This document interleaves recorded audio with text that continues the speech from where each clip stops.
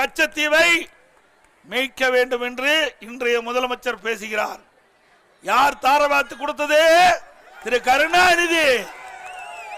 திரு கருணாநிதி முதலமைச்சர் இருக்கும் போது மத்தியிலே காங்கிரஸ் ஆட்சி இருக்கின்ற பொழுது கச்சத்தீவை தாரை வார்த்து கொடுத்தது திமுக. இன்றைக்கு ஒன்னும் தெரியாத மாதிரி முதலமைச்சர் பேசுறார். இன்னொரு கருத்தை சொல்றார்.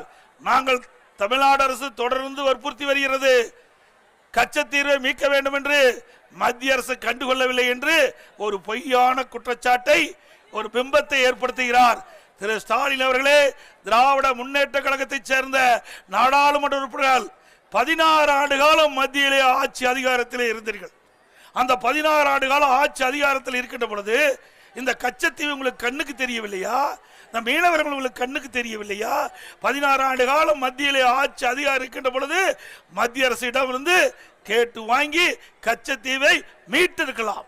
மீனவர்கள் மீது அக்கறை இல்லாத கட்சி திமுக கட்சி. 1999 இருந்து 10 ஆண்டு காலம் காங்கிரஸ் ஆட்சியில் இருந்தீங்க, பாரதிய ஜனதா ஆட்சியிலும் இருந்தீங்க. 10 ஆண்டு காலம் மத்தியிலே ஆட்சி இருக்கின்ற போது, அதிகாரம் உங்களிடத்தில் இருக்கின்ற பொழுது இந்த மீனவ மக்களுடைய துன்பங்கள், துயரங்கள், வேதனைகள் அந்த கச்சத்தீவு மீட்டால் தான் அது அவர்களுக்கு நிவாரணம் கிடைக்கும் என்று ஏதாவது சிந்தித்து பார்த்தீர்களா? உண்மையிலேயே மக்கள் மீது, மீனவர்கள் மீது அக்கறை இருந்தால் அப்பொழுது உங்களுக்கு ஆட்சி அதிகாரம் இருக்கின்ற பொழுது மத்திய அரசிடமிருந்து பெற்று மீனவர்களை காப்பாற்றிருக்கலாம், கச்சத்தீவை மீட்டிருக்கலாம். அதெல்லாம் கிடையாது. குடும்பத்துக்கு ஆட்சி அதிகாரம் வேணும். அந்த காலகட்டத்துக்கு தகுந்த மாதிரி ஸ்டாலின் பேசுவார்.